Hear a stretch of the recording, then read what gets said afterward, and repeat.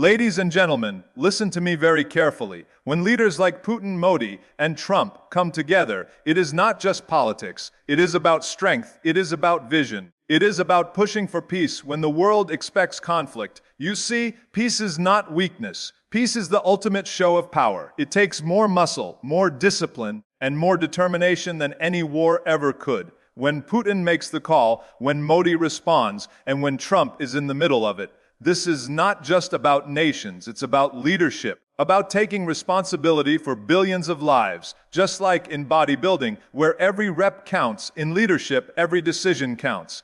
And if these leaders can push for peace, then we too must learn never settle for less, never give in to fear, and never stop pushing for what is right. Because the real strength, my friends, is not in destroying, but in building, uniting, and leading with courage. Strength is often misunderstood. Most people think of strength as the ability to dominate, to crush, to show who is the most powerful in the room. But real strength, the kind that lasts, the kind that inspires, is not in creating destruction. It is in holding back when you could destroy. It is in choosing the harder path, the one that demands discipline, patience, and vision. Peace is the hardest choice, and that is why it is the strongest. When leaders decide to put aside the temptation of conflict and look instead toward cooperation, they demonstrate a level of courage that is far greater than any weapon or army could show. This is because conflict is easy. You raise your voice, you show aggression, and in a moment the world sees you as powerful.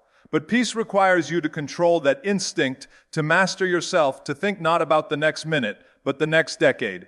That is real power. When Putin picks up the phone after meeting Trump and calls Modi, it is not just a casual conversation. It is a signal, a message to the world that leaders who carry immense weight on their shoulders can look beyond differences and take a step toward peace. Modi, representing 1 billion people, does not just respond politely, he welcomes the push for peace.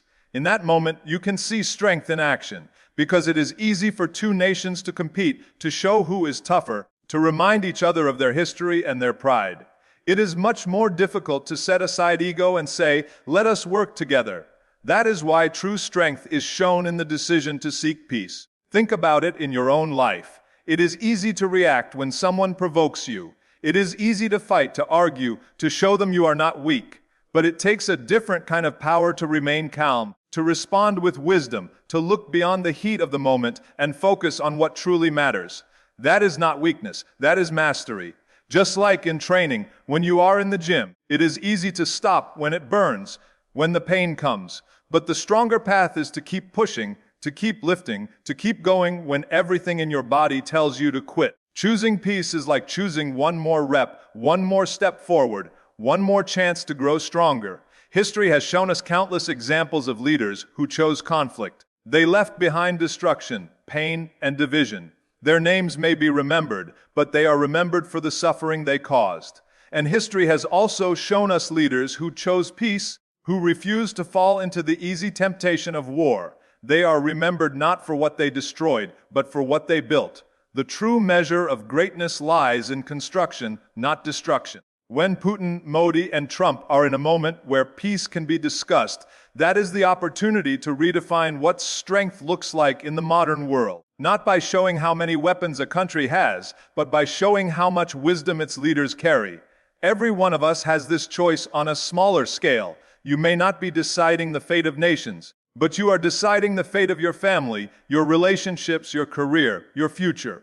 You will face moments where it feels easier to fight, to argue, to prove a point, to let anger take control. But if you want to show real strength, you will resist that impulse. You will think of the bigger picture.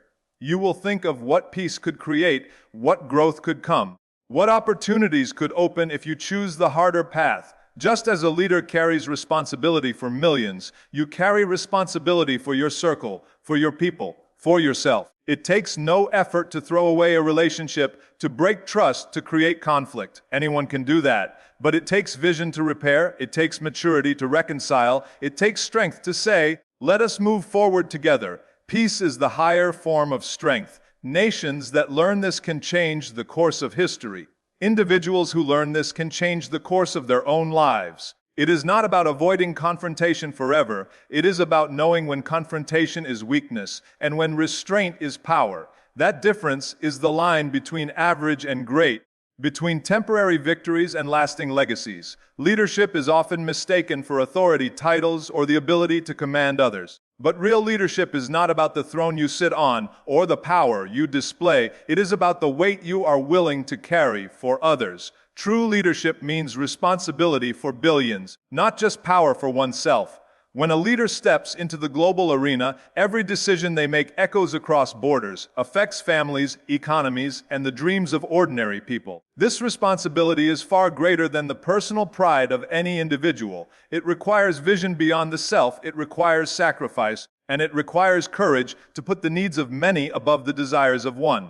When leaders like Trump, Putin, and Modi interact, they are not just speaking as individuals. They carry the hopes, fears, and aspirations of entire nations. When Putin chooses to call Modi after meeting Trump, that act is not about a simple exchange of words. It is a recognition of responsibility. It is an acknowledgement that leadership is about connecting, about finding solutions, about making choices that could affect billions of lives. Modi, in responding positively, does not merely represent himself. He represents the voices of a billion people who want stability, who want peace, who want growth. This is the essence of leadership. It is not about what makes you look powerful, but about how you lift the people who follow you. In life, many people confuse leadership with control. They think being a leader means telling others what to do, showing dominance, demanding respect. But true respect is not demanded, it is earned.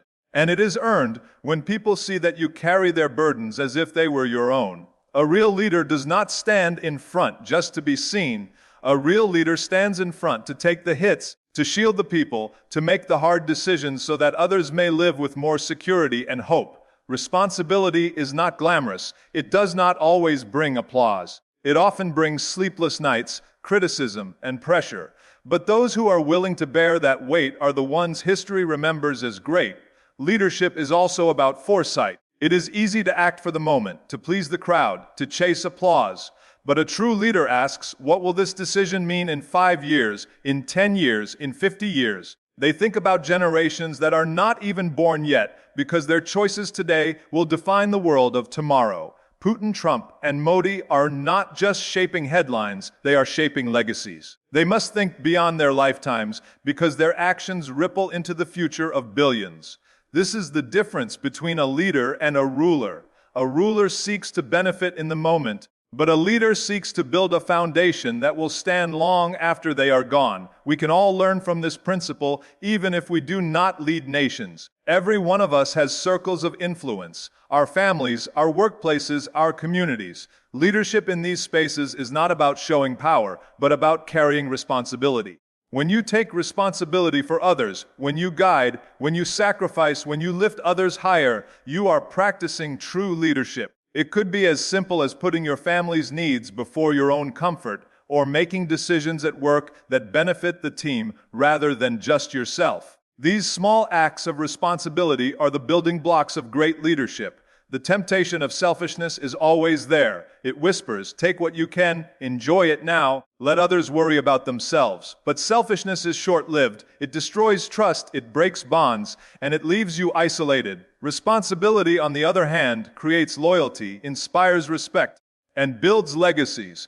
When people know you will stand for them, when they know you will not abandon them in difficult times, that is when they will follow you, not because they are forced to, but because they believe in you. That is the kind of leadership that changes lives. Leadership without responsibility is dangerous. It becomes tyranny, it becomes exploitation, it becomes destructive. But leadership with responsibility becomes transformative. It uplifts, it heals, it creates opportunities where none existed.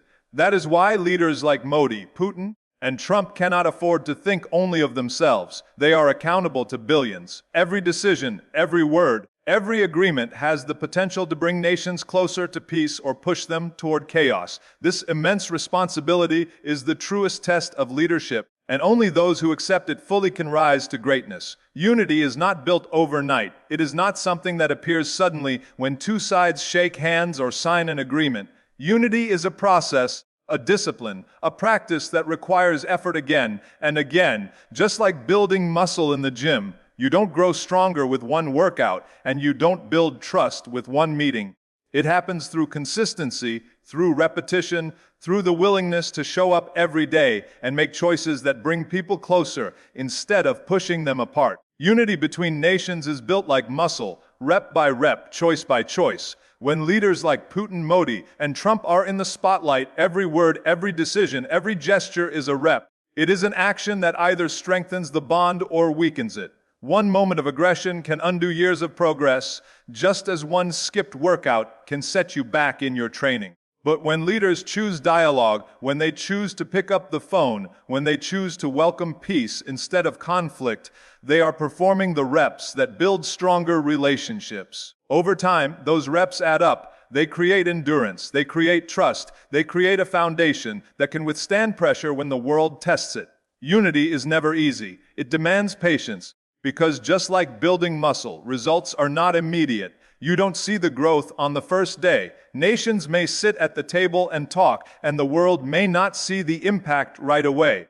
But beneath the surface, something is being built. Each respectful conversation, each moment of compromise, each display of restraint adds another layer of strength to the bond. And just like in training, the ones who stay committed, who don't give up after setbacks, who keep going when it feels slow or frustrating, are the ones who achieve real transformation. Look at history, and you will see that division comes quickly. A single spark can light a fire of conflict, but unity requires countless acts of discipline and cooperation to keep that fire from burning out of control. It is much easier to break than it is to build, but those who commit to building, who put in the effort day after day, are the ones who change the course of the future. Leaders who continue the reps of unity, no matter how heavy, no matter how exhausting, are the ones who leave behind legacies of peace and progress. We can apply this lesson to our personal lives. Relationships with family, with friends, with colleagues, they do not stay strong on their own. They require effort, consistency, and work. You have to show up to make the calls, to offer help, to forgive, to support, to encourage. Each of these actions is like a rep in the gym.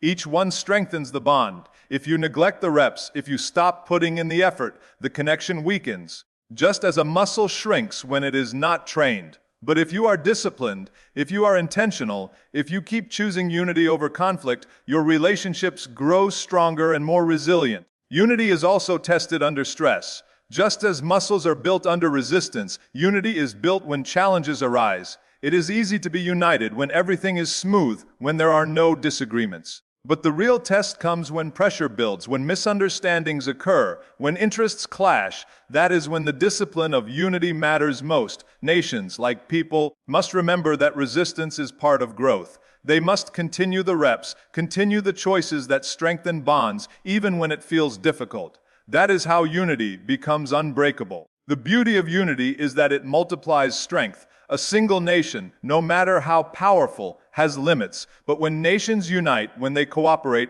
when they align their strength, they become unstoppable. Just like in training, one muscle group cannot carry the entire body. The body becomes powerful when all muscles work together in harmony. In the same way, the world becomes stronger when nations support each other. Putin, Modi, Trump, if they choose unity rep by rep, choice by choice, they create not just stronger nations, but a stronger world. For each of us, the message is clear. Unity is not an accident. It is not a gift. It is built with discipline, with patience, with effort. If you want strong relationships, if you want a strong team, if you want a strong future, you must be willing to put in the reps. Day after day, choice after choice, action after action, you must build unity the same way you build strength. It will be hard. It will be slow, but just as the body transforms under pressure, so too does unity transform under discipline. The greatest victory is not in war, but in building a future together. War may bring short-term dominance. It may create the illusion of strength, but in the end, it leaves behind destruction, broken lives, and scars that take generations to heal. Building a future together, on the other hand, creates legacies that last far beyond the lifetimes of leaders. It is the difference between being feared and being respected, between being remembered for destruction or being honored for creation.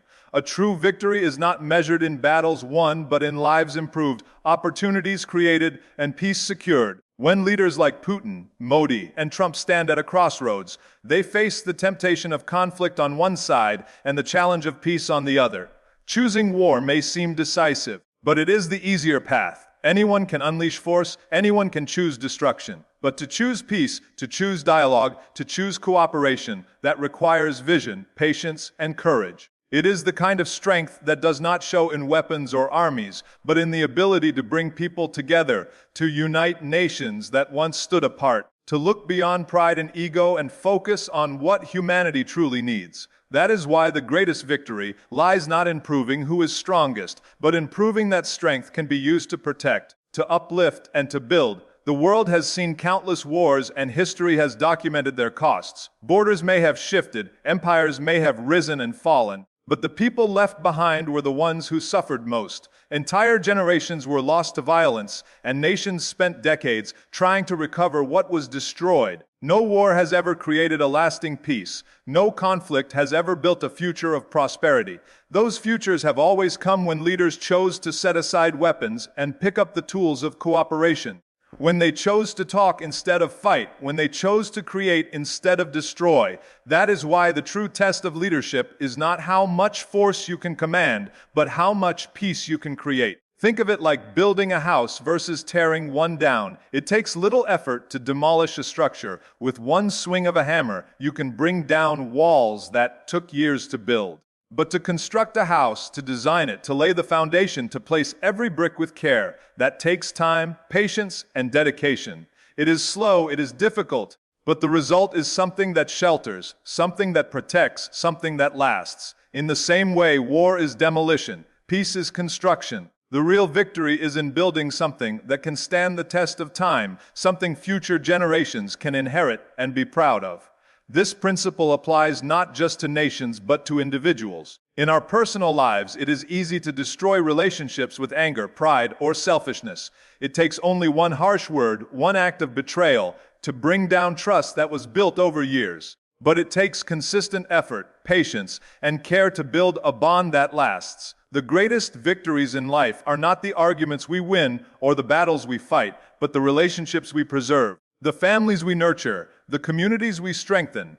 Building a future together with the people around us is far more rewarding than proving ourselves right in conflict. Victory through building also multiplies. When nations choose peace, when leaders choose to collaborate, they don't just create benefits for themselves, they create opportunities for the world. Economies grow, trade flourishes, cultures connect, and innovations spread. Peace opens doors that war would only close. The same is true for people. When you choose to build relationships instead of breaking them, when you choose to help others grow instead of competing against them, you create a network of strength that lifts everyone higher. Real victory is never solitary, it is shared. It spreads, it inspires, it leaves behind a legacy that others can carry forward. Leaders who understand this principle leave behind names that history honors. They are remembered not for how much fear they inspired, but for how much hope they gave. They are remembered not for the battles they fought, but for the futures they built. Gandhi, Mandela, Lincoln, these leaders are celebrated because they chose peace, unity, and construction over destruction. They understood that the greatest victories are not written in blood, but in progress, not in conflict, but in harmony. When Putin, Modi, and Trump take steps toward peace, they have the chance to place themselves in that legacy, to show that even in a world full of division, leaders can still choose to build a future together. The greatest victory is the kind that survives generations, the kind that outlives the leaders themselves. It is the kind of victory where children grow up without fear of war, where families thrive, where nations prosper side by side. It is not about winning today at the cost of tomorrow. It is about creating a tomorrow that everyone can share. This is the highest form of achievement, the ultimate test of strength, the legacy that defines greatness. Let me tell you something. Peace, unity, responsibility, and building a future. These are not just words. They are the ultimate tests of strength. Any fool can start a fight, any coward can destroy, but it takes true giants to rise above ego and choose the harder path. When leaders like Putin, Modi, and Trump take even one step toward peace, they are proving that real power is not in tearing the world apart, but in bringing it together. And the same lesson applies to you.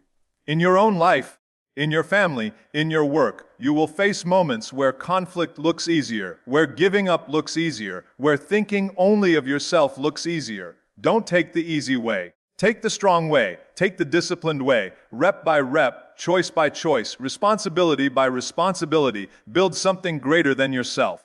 Because the greatest victory is not in proving you are stronger than others. The greatest victory is in proving that together, we can be stronger than we ever imagined. That is the true meaning of strength. That is the real legacy of leadership. And that is the future we must fight for, not with weapons, but with wisdom, vision, and courage.